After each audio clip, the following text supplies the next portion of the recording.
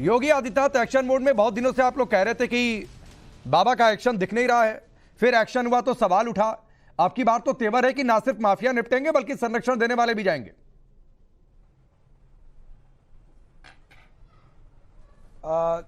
देखिए राकेश जी, जो अपराध करेगा उसके खिलाफ सख्त से सख्त, कठोर से कठोर कार्रवाई कानून के दायरे में होकर के बिल्कुल करनी चाहिए। लेकिन मैं पूछना चाहता हूं आज सरकार में बैठे लोगों से, आखिर 7 साल से इनकी उत्तर प्रदेश में सरकार है, 10 साल से इनकी 10 साल क्या, मैं तो समझता हूं 10 साल पार हो चुका केंद्र में सरकार चल रही है। आखिर इतनी देर क्यों हो गई इनको कार्रवाई करने में, इतनी देरी क्यों लगा दी इन्होंने कार्रवाई करने में? जिस अपराधी को पिछले 7 साल से नहीं खोज पा रहे थे, और हम लोग तो पहले से मांग कर रहे थे, पत्रकार आशुतोष श्रीवास्तव के हत्या में कहीं ना कहीं ये प्रशांत सिंह की संलिप्तता थी, तो निश्चित रूप से उसके खिलाफ कठोर से कठोर कार्रवाई होनी चाहिए। और बिल्कुल हम चाहते हैं कि जो अपराध करेगा, लेकिन आज की तारीख में जो एनसीआरबी का डाटा ये कहता है, एनसीआरबी का डाटा कहता है कि आज उत्तर प्रदेश में सबसे ज्यादा अपराध के मामले बढ़े हैं और सबसे ज्यादा अपराध के केसेस यहाँ पे पंजीकृत। नहीं, मैं इस पर आऊंगा। दीपक भाई आपने कहा प्रशांत के खिलाफ कड़ी कार्रवाई होनी चाहिए। अरे होनी नहीं चाहिए, हो गई है, ढेर हो गया है। आपने कहा कानून के दायरे में कार्रवाई होनी चाहिए, कौन सी कार्रवाई कानून के दायरे में नहीं है, मुझे पिन पॉइंट करके बताइए। राकेश जी, राकेश जी, मैंने ये नहीं कहा कि कार्रवाई होनी है, मैंने कहा कार्रवाई होनी चाहिए थी।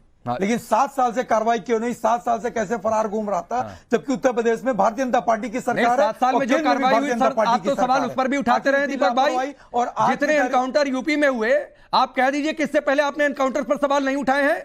बावजूद इसके आप प्रोपेगेंडा रचने के लिए 80% उसमें नॉन मुस्लिम थे। आप लोगों की पार्टी कहती आई है कि भाई ये तो मुस्लिमों को टारगेट कर रहे हैं। अरे राकेश पांडे जी, प्रोपेगेंडा आप रच रहे हो। नहीं, मैं कहां से प्रोपेगेंडा रच रहा हूं? आपने शुरुआत में दीपक रंजन जी ये कही कि कार्रवाई कानून के दायरे में होनी चाहिए। अब मैं आपसे पूछ रहा हूं कि हाल फिलहाल की या पिछले 15 दिन की एक कार्रवाई बताइए जो कानून के दायरे में नहीं है। मुझे पिन पॉइंट उस सेक्शन का नाम बताइए। अभी कानून अगर ये कहता है एनकाउंटर करना वाजिब है तो कानून के दायरे में है। नहीं तो कानून क्या कहता है? अगर अपराधी सामने से गोली चलाए तो फूलमाला लेकर पुलिस जाए। कानून क्या कहता है? एनकाउंटर करना कानून क्या? आप पढ़े लिखे एंकर हो, आप बताओ कानून ये कहता है कि एनकाउंटर वाजिब है? अरे तो मैं वही तो पूछ रहा हूं। आप भी बहुत पढ़े लिखे प्रवक्ता है दीपक रंजन, आप भी बहुत पढ़े लिखे प्रवक्ता है। कानून क्या कहता है? सामने से अपराधी गोली चलाए तो पुलिस के जवान हार लेकर जाए, या गोली खा ले कि मार दो भाई हम नहीं गोली चलाएंगे। फिर जो पिस्टल सर्विस रिवॉल्वर मिलती है पुलिस वालों को, वो क्या देखने के लिए मिलती है क्या? उसके पूछताछ क्यों नहीं? नहीं, दीपक रंजन, सर्विस रिवॉल्वर किस लिए मिलती है? कानून ये कहता है कि दीपक रंजन, सर्विस रिवॉल्वर किस लिए मिलती है पुलिस को? अरे राकेश पांडे, आप ये बताओ। नहीं, दीपक रंजन, आप ये बताइए सर्विस रिवॉल्वर किस लिए मिलती है? कि कानून ये भी तो कहता है कि पूछ। अरे राकेश पांडे ये भी बताओ, एक तरफा बात मत सुनो। ये भी नहीं, मैं कोई एक तरफा बात नहीं सुन रहा हूं कि आपने उसको पकड़ा होता अगर, या जितने भी अपराधी यहाँ पे मैं कोई एक तरफा बात नहीं सुन रहा हूं। किस बात का जवाब? एक तरफा बात आप कह रहे हो, आप हमारी बात ही नहीं आने दे रहे हो। कौन सी आपकी बात नहीं आने दी भाई? आपसे शुरू किया, पिछले 3-4 मिनट से सिर्फ आप बोल रहे हो और आपकी बात ही नहीं सामने आ रही है। कोर्ट रूम सबसे सेंसिटिव है। अरे क्यों नहीं उसको पकड़ क्यों नहीं पा रही उत्तर प्रदेश सरकार की पुलिस? अभी आपको लग रहा था कि भाई तो पहले हो जाना चाहिए था। अब आपको जब पूछा, अच्छा मैं मनीष भाई के पास जाऊं, मुझे सिर्फ एक बात बताइए, पिछले 15 दिन की कौन सी कार्रवाई कानून के दायरे में नहीं है? अगर उसको पकड़ करके राकेश पांडे, देखिए राकेश जी, भारतीय जनता पार्टी की सरकार मनीष जी एक सेकंड, दीपक रंजन अभी तक नहीं बता पाए पिछले 15 दिनों की कौन सी कार्रवाई कानून के दायरे से बाहर है? बिल्कुल, हमने ये जनता से वादा किया था क्राइम और करप्शन पर जीरो टॉलरेंस की नीति के आधार पर काम करेंगे। देखिए आशुतोष श्रीवास्तव पत्रकार जौनपुर शाहगंज में उनकी हत्या हुई थी, वो गोरक्षक थे, जो है वो गोरक्षक थे भाई। इस तरह से ये सुन लीजिए दीपक भाई, सुन लीजिए, फिर आ जाऊंगा आपके पास। सुन लीजिए दीपक भाई, सुन लीजिए, बोलिए मनीष जी। शाहगंज जौनपुर में पत्रकार आशुतोष श्रीवास्तव की हत्या में शामिल प्रिंस का काउंटर हुआ, नीलेश राय का काउंटर हुआ जो 2.25 लाख का इनामी था। आपने अभी उसको बताया भी। देखिए 12,000 से ज्यादा मुठभेड़ पुलिस वालों से हमारी सरकार के दौरान हुआ।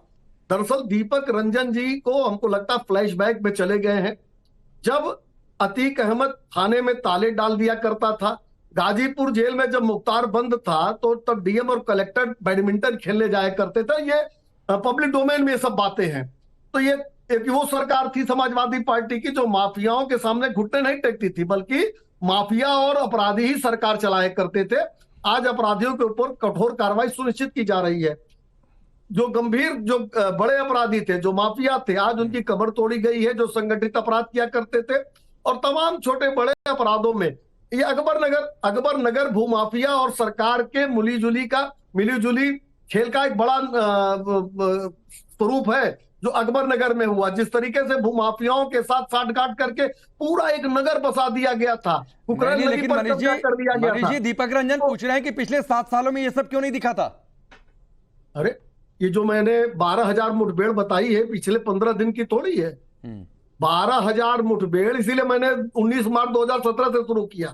12,000 मुठभेड़ हुई है उत्तर प्रदेश में, जिसमें सैकड़ों अपराधी मारे गए हैं। हमारे जवान भी कुछ उसमें शहीद हुए हैं, कुछ घायल हुए हैं, और हजारों अपराधी जेल में गए हैं अपंग होके।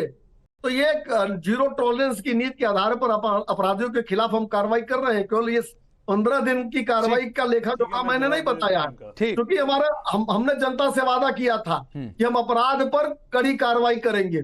हम ऐसी कार्रवाई करेंगे कि शाम देर रात भी लोग निर्भय होकर उत्तर प्रदेश की सड़कों पर चल सके। ठीक है, और वो ठीक है।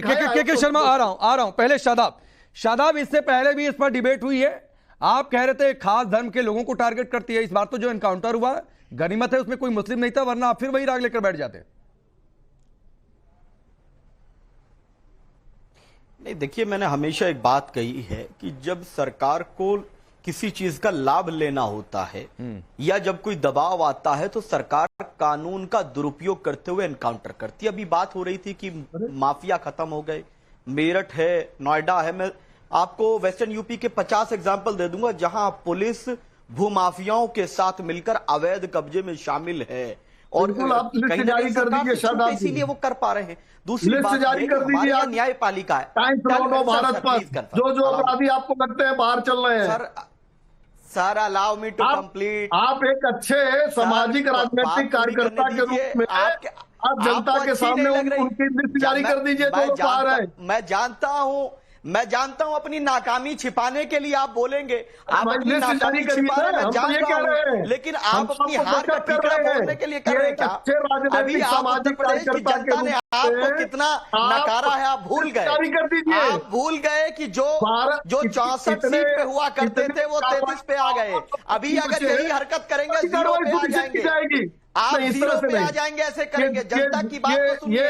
हमारे यहाँ न्यायपालिका है, न्यायपालिका को न्याय करने दीजिए।